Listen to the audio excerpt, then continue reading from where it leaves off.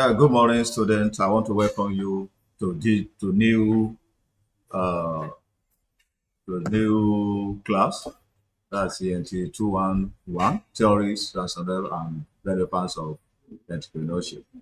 And I want you to know that this course is a very important course because irrespective of the course you are doing, you have to do it because it enables you to familiar yourself with different type of businesses that you can actually engage yourself with, even while looking for white collar job, and in which you can even be the master of yourself. And whether or not to waste most of the time, my name is Professor Moruff S. Oladimeji, and this is the second lecture on entrepreneurship and innovation. And the topic, as I already said, is theories, rationale, and relevance of entrepreneurship in entrepreneurship. And before explaining to ourselves what entrepreneurship is all about, we should be able to tell ourselves what entrepreneur itself means. Entrepreneur is a person now who actually take risk, who involve in thinking, in developing new ideas, and making sure that those ideas are put in place. And having done that, we quickly look at what entrepreneurship is talking about. Entrepreneurship has to do with the activities of setting up business, keeping different vertical in mind. And it also involves creation of economic values in various ways. And when we say creation of economic values in various ways, what do we say? Because when you think about an idea and you put that idea into being, then before you can have before you can be useful, that means you've added economic value to it. And I want to tell you that entrepreneurship actually involves taking a certain amount of risk. Because why do we say that? You involve your money. You've already put in some money into the business. And because you put in the money to do, you don't know whether it's going to be successful or not. That is the aspect of risk we are trying to tell you, and also involve the process of including the economic strategies, because you have to put some strategies in place, because you are not the only one in that business, and because you are not the only one in that business, and for you to retain that business or for you to gain access to that market, you have to include, or you have to familiar yourself with some economic strategies that you'll be able to use to excel. And entrepreneurial venture often led by innovation. And as I said, the entrepreneur itself has to they are innovators. Because why do we say that they're innovator? They are the one that create new ideas. And that is why we say innovation and creativity is backbone of what of an entrepreneur. And I want to tell you that entrepreneur it also include the readiness to develop, organize, and run a business along with certain degree of uncertainty. That's not certain in this world. Even when you are eating, you are putting food in your mouth, does not necessarily mean that the food you put in your mouth will enter your stomach. So it's still a risk. So that is to say that the entrepreneurship per se, it is risk. So and sorry, and aside that, you you able to see also that the so-called entrepreneurship, the rationale now of entrepreneurship. Under the rationale, we see that entrepreneurship importance actually lies in the following: that is drive economic growth and create new job. And what do we mean by that? Because for now, what is economic growth? You must be able to know what economic growth is all about. Economic growth has to do with increase the quantity of goods and services produced in the country in a given period of time, usually a year. And by then, when you involve in entrepreneurship activities, then the rate at which people create goods increases, both goods and services increases. And by way of doing what? By way of creating new job. When new job are created, the money will be in circulation. And by so doing, those that got that money can now do what? Can also use it to buy something else, and that money will continue to circulate in the will continue to be in the circulation. I will be able to see also that the entrepreneurship also encourages innovation by bringing new ideas, products, and services to the market, which I already explained the other time. Because there's no way for you to be a good entrepreneur, you must be able to think. You must be able to think of new ideas. You must be able to think to do today what others are contemplating of doing tomorrow, and also contribute to social change by developing products or services that reduce people dependence on outdated technology. You see, when you think very well, look at formerly during our own time when we were in university, we usually use all these big exercise books. If you have 10 courses, you have to go to school with 10 notebook. But this time around, it has been innovated. You now have 10 in one. So just only one notebook now. Every other thing are already included. Just only one. All the courses you are doing is already included in it. And by so doing, that is what we are talking about innovation. And having done that, we quickly look at the importance of what? The importance of entrepreneurship. And talking about the importance of entrepreneurship, one, creation of employment, creation of employment. And by then, be able to see that entrepreneurship actually generate employment by way of providing entry-level jobs required for gaining experiences and training for unskilled workers. And aside that, we also have innovation. And for that innovation, it is the hub of innovation that other provide new product venture, market of the technology, and what we call the quality of goods. Because the quality of goods have a long way to, because when you are producing and the goods that you produce is not of good quality, people will not buy it. And because you are not the only one in this circle, you are not the only one producing that good. There are so many thousands, millions of people producing what you are producing. And by so doing, if your good fail to meet up with the expectation, what happen? They drop it, and by so doing, your share in the market reduces. And also, impact on social and impact on society and community development. And be able to see that a society become greater if the employment base is actually large and diversified. Diversification have a long way to go as far as the entrepreneurship is all concerned, and it also lead to what we call community development. And apart from that, increasing the standard of living. And we're able to see that entrepreneurship actually help to improve the standard of living of a person by way of increasing income. Because when you, I said it earlier on, by the time you involve seriously on this entrepreneurship activity, your level of income will increase. And when your level of income increases, what happen now? That means your standard of living improve. I also have support research and development, and new products and services actually need to be reached and tested before launching on the market. Because when you produce new products, you have to do what? You have to find a way of testing it before you send it to the general public. And having done that, we quickly look at characteristics of entrepreneurship. Another way we talk about one, ability to take risks. As an entrepreneur, you must be able to take what? You must be able to take a risk, because the higher the risk you take, the more successful you are likely to be. And also innovation. Innovation is that it should be highly innovative. That is, as an entrepreneur, you must be innovative. And you also have visionary and leadership quality. And under this, you'll be able to see that to be successful, the entrepreneur should have a clear vision of the new venture. You must have vision. What you want to achieve, you must have. If you don't know what you want to achieve, there's no way, there's no point for you to plan. And you see, when I say when you don't have vision, there's no point for you to plan. Because if you have vision and you are planning, then you can be successful.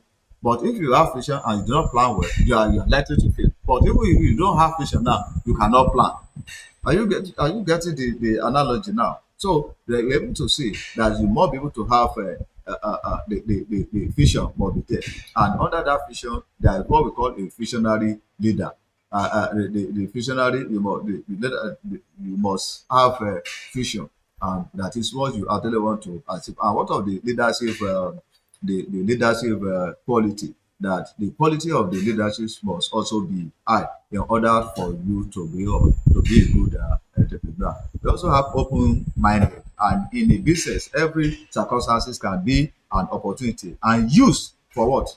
And used for the benefit of a company.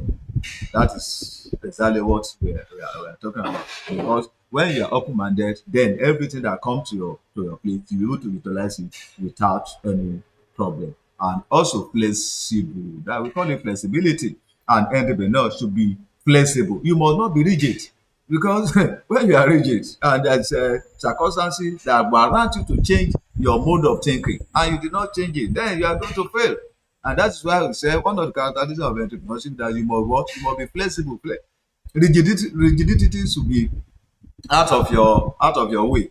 And also lastly there you have know your product. You must know the product. That is, a company owner should know the product offering and also aware of the latest trend in the market. If you don't know the latest trend in the market, don't let me deceive you. Your goods might be outdated. So, and you must be able to know what is exactly going on. And aside that, we also look at what motivates an entrepreneur. Now, I want to tell you, without missing word, that there are six basic things, that's basic C's that motivate entrepreneur to do or to establish their own businesses. One, we have a change. And when you are talking about the change, entrepreneur frequently want change. Not only change like that, they also want to be bearer of change. You see, well, it's like you are working with someone and you are the one providing all the necessary idea, and what you are producing keep on changing and people are demanding for your goods, this and that. You yourself, you want to do what you also want to go and do your own, because you know that all what your boss is doing, you are the one that is selling that idea for him or her. So change is one of the factors that motivate what entrepreneur. Two, challenge. We're able to see that some people love challenges and they opt for what? For starting what? A new business. You see, that challenge is a very good thing, because I know somebody, I know someone, see, and that person became a chartered accountant as a result of challenge. What happened? Somebody did ICANN severally. Somebody did ICANN severally and he failed. And then man just say, why can't you have been doing this account for longer and you have failed? He said, no, you look at your course. Can you pass the account? Say, hey, based on what you said, I'm going to do it. And that person registered for the account. I did not fail from beginning to the end. So that's a challenge. And you can also have a challenge when you are when you are doing business. So when there is somebody challenge you, you can go ahead and do what? And do and try as much as possible to find solution to the problem. And that's why these people find a typical job in a big corporate as a boring, you see.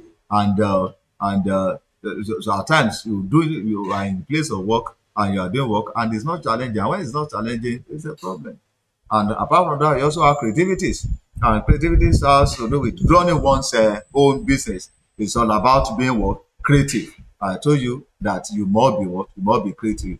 Creativeness must be there. And that's why innovation and creativity is go hand in hand. You think about an idea, and for you to now put that idea into reality is what we are talking about. And you also have control. Some people tend to tend to start a business because they don't want to be pushed around and work for a product or come the other side. Some people don't like people to control them, so they want to be on their own.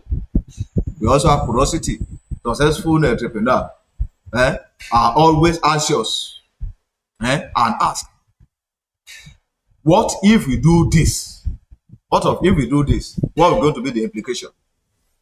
They want to have more of one option to do a particular work, or choose the best option, because when you are talking about option, you can only take option when you have many alternatives. It's only when you have many alternatives that you analyze those alternatives one after the others, and after the analysis you can now choose one, and after you choose one you now do the implementation. That is decision, the stages in decision strategy, or strategy, or being stages in decision making. You also have cash.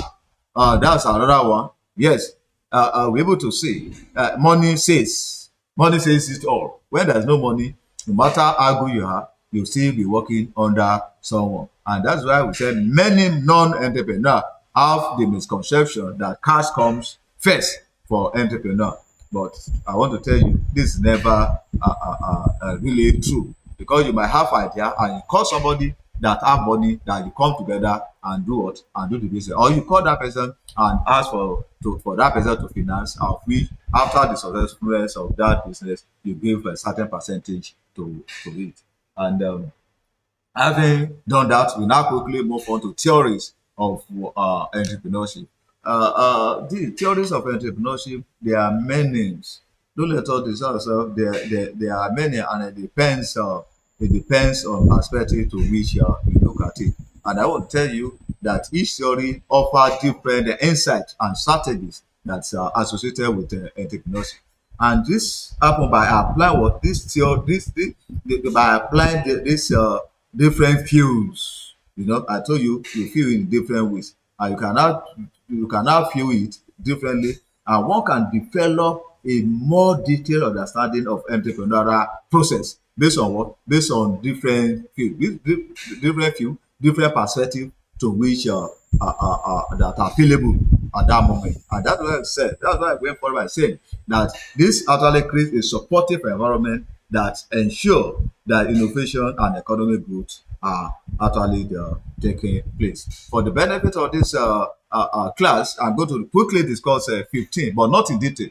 I'm going to quickly discuss 15 theories of entrepreneurship. One, we have economic entrepreneurship theory, and the economic entrepreneurship theories actually focus on the economic factors which helps in shaping the entrepreneurial activities. And I want to say that the classical economists actually highlight the importance of entrepreneur as what, as an as a risk taker and organizer. And I said it earlier on, the entrepreneur is what, is a risk taker. And I said that they were able to see also that the recent economic theory actually emphasizes on the element of innovation and entrepreneurship, and entrepreneurial ability that to disrupt market. When you say to disrupt, don't look at it. I'm not saying disruption. In business, when you say disrupt, it means different thing from the word so-called disruption you are talking about.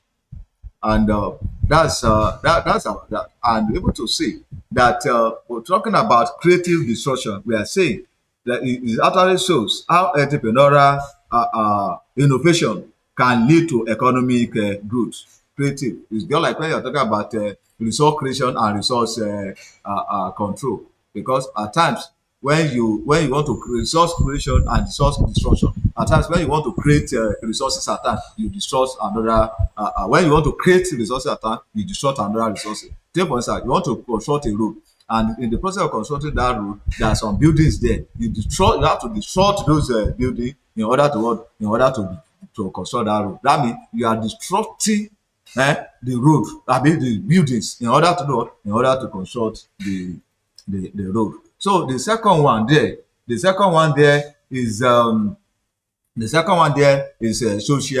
sociological entrepreneurship theory, and this actually examine how social structures and community network and cultures influence the entrepreneurial behaviors. And without missing words here, we're able to see that the point of view actually suggests the entrepreneurship is not an individual endeavor.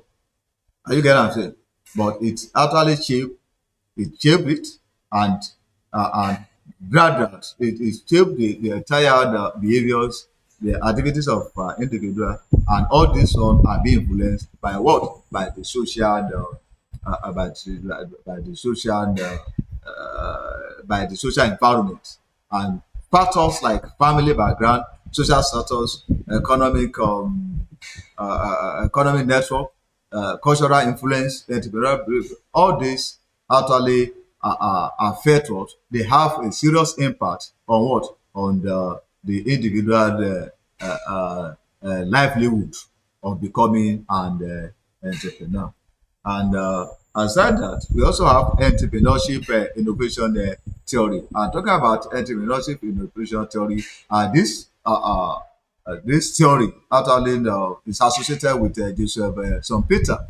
It's associated with Peter, and it says that entrepreneurship is a fundamentally based on innovation, and by so doing, the entrepreneur actually drive economic development by creating what? By creating new products, by creating new products and what? And process. By creating new product and process. And this is also include various business models. It includes different business models. And when we say different model, we have different type of model, and those models, it has the ability to destroy the existing market. The market is already, when you say existing market, what are being existing, those goods and services that have been existing before. There are another new idea can come in and wipe them away, so that another one can come in. And that's why I went forward by saying that the innovators actually combine resources in various ways to generate resources. And the emphasis on the innovation underscores the importance of creativity, technological advancement, and the ability to foresee market trends in entrepreneurial success. All this goes along the line. We also have psychological theories. And talking about the psychological theory, it focuses on individual characteristics and mental processes. And see, according to this theory, eh, according to this theory, these factors drive entrepreneurial behaviors, and these are certain key traits that are associated with successful entrepreneur. So this actually include high need for achievement, internal internal locus of control, risk taking, eh, propensity, and resilience. So all these are what, and all these are what psychological theories is telling us. And it also went this psychological theory also went further to talk about the cognitive theories. And that these cognitive theories look at how entrepreneurship or entrepreneur receive an opportunity, because there must, with the opportunity come, what is opportunity to you is a threat to somebody else.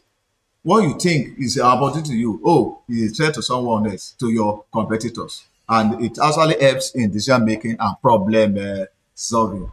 And having done that, we quickly look at the cultural theory.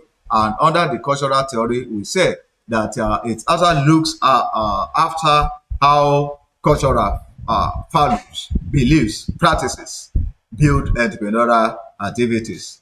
And by then, different culture actually foster the varying levels of entrepreneurial spirit. And this is actually based on the attitude toward risk, innovation, and individualism. For instance, culture that follow independence and reward innovation are more likely to produce successful entrepreneur than the other one that does not actually encourage it. And the next one is resource-based theory. And resource-based theory emphasize the importance of access to resources in the success of entrepreneurial venture. And this theory actually suggests that entrepreneur with unique resources, when you say unique resources means something that's not common, something that unique to you, made that you, as at that moment, maybe few people have it, or something that you are the only one as at that moment operating, and some other people are not actually using. And that's why I went further by saying that this theory actually suggests that entrepreneurs with unique resources or capability, such as financial capital, human talent, proprietary technology, and all these have a competitive advantage in the market place. And when you say competitive advantage, that can only occur when there are more when there are more when the goods you are producing in the market are of close substitute. When they are close substitute, generally, if you decided not to buy yours, they will actually buy another one. If there's increase your own price, then what happen? They can shift to the other one because your own product is not do or die affairs because you are not. It's not a monopoly market. It's not a monopoly market. So as a result of that, it's you have to find a way of doing something unique so that so that you're able to do what so that you're able to excel in the market and the ability to acquire, manage, or leverage these resources. Those resources we are talking about, for you to leverage it effectively, it is actually crucial. It is actually what it is crucial and crucial in the sense that it is crucial in the sense that it actually assists you in the process of creating and sustaining a successful business. And by so doing, the result-based theory highlights what it actually highlights the strategic role of resources allocation because you can have resources if it's not properly allocated, then it's as good as not having anything. And we also have effectuation theory.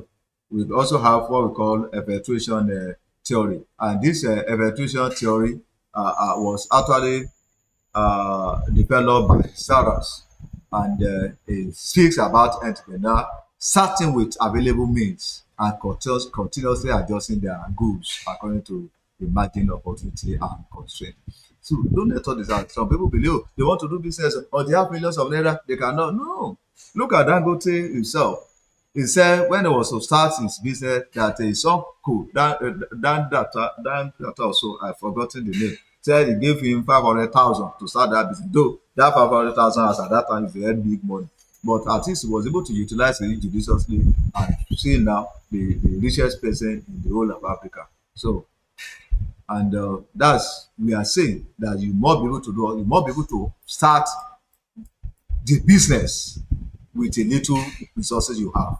And aside that, it also stress on the importance of adaptability, eh, experimentation, and using existing resources to achieve entrepreneurial success. And we're able to see also that effectuation highlights the dynamic and iterative nature of entrepreneurial process. Because I told you earlier on that as an entrepreneur, you must not be static. You must not be rigid. The dynamism should be your watchword that we can think it because and the way business goes, that's where the light to where you are shifting to. And we also have next one which is social network. Looking at the social network theory, and the social network theory discussed about it examine the rules of social relationship and network in entrepreneurial activities. And this the network are actually used for accessing information, resources, and support. And aside that, the strong social ties can also provide what we call a valuable mentorship. A valuable mentorship. Look at that. I say strong social ties. Strong social ties. Look at what is going on. Can bring about what we call valuable mentorship, funding opportunities, and business partnership. Because when you through the social network, you can see someone that even sponsor your business, and by so doing, both of you can now talk about how to do what, how to talk about the profit. And there's something I want you to note again under this social social network theory is that the weak ties. You know, we are talking about ties that is coming together with some people. Weak ties. Okay, I told you that the strong ties other profile what value mentorship. Then what about the weak ties? See, in the material I gave to you, I only talk about. Okay, I did not even talk about weak ties. Okay, okay, both strong ties and weak ties. The strong ties give support, but a weak ties offer new perspective and connection to the past network, and by so doing, it create a lot of problem. So you must be able to find a way of making sure that you have what we call a strong ties. And having done that, we now quickly look at human capital theory. And the human capital theory focuses on what? On importance of individual skill, knowledge, experience in entrepreneurship. And in this case, the entrepreneur with higher level of education, industry, industry experience, industry experience, hmm, and specific competency are more likely to identify and exploit business opportunity successfully. There's no doubt about that. When you are highly educated, that let's look at it from this angle. For you are doing a business and somebody beside you is not educated and you graduate. The way you are going to package your own goods, what you are selling, will far different from the way the other people will package their own.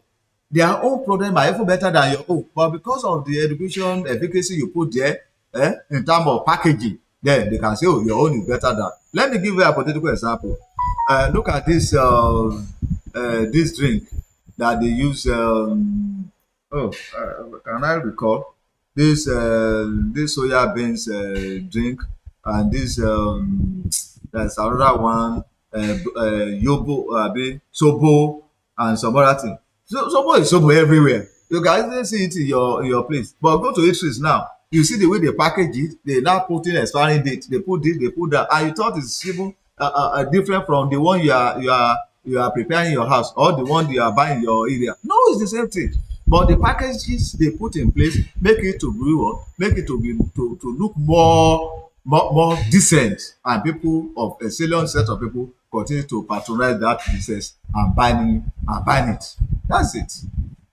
And also have institutional theory. And talking about the institutional theory, what does that one supposed to mean? It employ how formal and informal institutions, formal and informal institutions, such as what? Laws, regulations, norms, values, influence, and how all this one influence the entrepreneurial activities. And I want to tell you that the institutional environment can either facilitate or hinder the entrepreneurship activities. And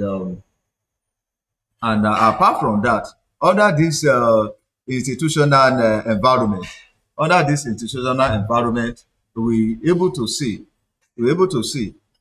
that we're able to see that supportive institutions such as what, such as robust legal framework, robust legal framework. When the legal framework is robust, eh, yeah, what of property rights, the property rights and the access to finance, eh, eh, creation of a conducive environment for entrepreneurial venture. And when all these are available, all things because the entrepreneurial activities will be what will improve. And but in other way around, when the bureaucracy, corruptions, eh, bribery and corruption. You see, don't let us use ourselves. Look at bribery and corruption. Bribery and corruption is a canker that have utterly eaten deep into Nigeria economy. Every sector in the economy are being corrupt. Even in our different home, corrupt. Father have been corrupt with the child, with the children. Children are corrupt with with the parents. What they ask them not to bring in the school, they be calling the parent. Oh, they ask how to bring this in school, and the parent will be running escalator to do what? To make sure that they make provision for that. And you know within yourself that you are telling a lie. So that's corruption everywhere. So we are not saying that if there is a way, that this corruption can be of can become very low, then the activities in the country will definitely improve. Though you say in our first country, take for instance in USA, they make provision for bad debt. Hmm? They make provision for bad debt. They make provision for corruption because they know whether they like it or not. The bribery and corruption must take place, but in a meager way, meager manner. Are you getting what I'm saying? But here in Nigeria, if they make provision for that, oh, we are finished. And the next one is human capital theory. And talking about human capital theory, We said it actually focuses on the individual skill, uh, knowledge, experience in entrepreneurship, and the entrepreneur with higher level education, industrial experience, and all those things, they are likely to do. They are very very likely to exploit this opportunity more successfully than other set of people. And you also have, and I want to tell you that that particular theory, that theory, that theory of human capital theory, uh, that human capital theory is very important, and when talking about entrepreneurship theory. And we also have institutional theory. We also have institutional theory. And this institutional theory, as I said, they influence, they employ our formal and informal institutions. So, oh, sorry, I've explained this before. So we now have the next one is the knowledge split over theory. The knowledge split over theory, and this actually suggests that new knowledge and innovation almost split over from established firm, research institution, and or other sources, and thereby creating opportunity, thereby creating opportunity for what? Thereby creating opportunity for new ventures. And I want to tell you again that this the knowledge spillover theory focuses on importance of knowledge transfer, collaboration. When you collaborate, you have idea, we have two, three people join together. A have this idea, B have another idea, C have another, and they combine those ideas together. Then they are likely to excel more than one person that's just thinking alone. And I want to say the proximity to innovation in driving is also useful in driving what? In driving the entrepreneurial activities. And and aside that, we also have a profit theory. We also have profit theory. And when we're talking about profit theory, the profit theory focuses on the role. It focuses on the role of profit as a driving force, of forces in entrepreneurship. Because why? According to that, this particular theory, entrepreneurs are actually motivated by what? By the potential of what? Potential for profit, because their motive for setting up the business is to make a profit. Though we have about 6 or 7 reasons why you can set up a business, but for the benefit, for the purpose of this entrepreneurship theory is for profit. Because you can set up profit for where profit maximization, sales maximization, owner economy welfare, and so on and so forth. Even social responsibility, and so you can set up business so that you can give it to people to be consuming. So we are not there for it for that now. But I want to tell you that the profit theory of this entrepreneurship is a way by which the entrepreneur actually focuses on, and that's why we're able to see that the profit maximization is seen as a primary goal. It's seen as what? It's seen as a primary goal of entrepreneurial venture. And aside that, we also have the 4 P's. We also have the 4 P's of creative the 4 P's of creative theory. The 4 P's of creative theory. These 4 P's of creative theory, what does he actually talking about? The 4 P's of creative theory actually developed by the Root, and it provides a comprehensive framework for understanding creativity in entrepreneurship. And I want to tell you that there are 4 basic dimensions of creativities. There are these 4 dimensions of creativity. There are 4 P's. These 4 P's, I'm not referring to the marketing mix, but we are saying 4 P's of creativities, and we have person, process, press, and product. I'm talking about person. That's individual characteristics and traits that foster the creativity, and process that has to do with methodology or techniques or strategy that you want to use. in the process of generating and implementing that idea that has been created.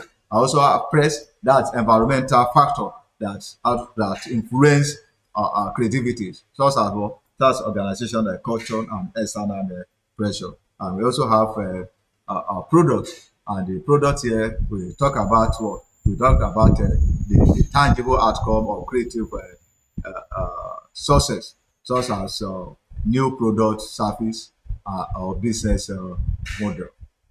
And outside that, we also have what we call the opportunity.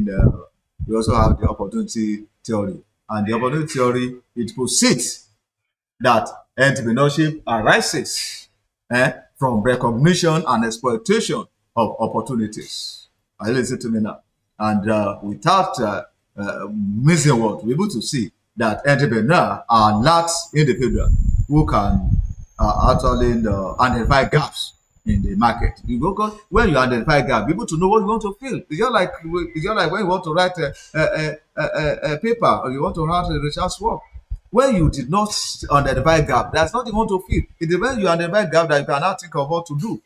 So, and aside that, you be able to say that the ability to perceive act on opportunity is a defining characteristic of successful entrepreneur. And the last one there is the ownership theory. And under this ownership theory, we're able to say that the ownership theory, also known as property rights, is also known as property right theory, and it examines the relationship between the ownership structure and the entrepreneurial outcome. And I want to say that this theory actually suggests that clear and secure ownership rights are what are critical or are crucial for fostering the entrepreneurship. And when entrepreneurs have what when they have confidence in their property rights, when you know the property rights, and you know you have confidence in it, then you are more likely to invest in that venture. Eh? You're likely to invest there, you innovate, and even you are likely to do what you are likely to take risks because you believe in yourself. So, and before I put a hand to this ownership theory, I want to tell you that the ownership theory actually emphasizes what the role of legal and institutional framework eh, in protecting the property rights and promoting the entrepreneurial activities. And we be able to say that these 15 theories of entrepreneurship are utterly highlighted. But it's just because this is just JNS, and because each of these theory have advantage and disadvantage. Criticism, each of those theory were being criticized, but for your level now, we are not going to that detail. That way, I'm only trying to explain little thing for you as far as this theory of entrepreneurship is concerned. I want to thank you most sincerely for listening to this lecture. I want to believe that this lecture will be of assistance to you both for the exam and after you might have finished the course, after you might have graduated. This entrepreneurship that's organized by the NUC will be of importance and be able to be recalling how and way by which you can be your own master as against serving people for throughout the day of your life. I want to thank you again for listening.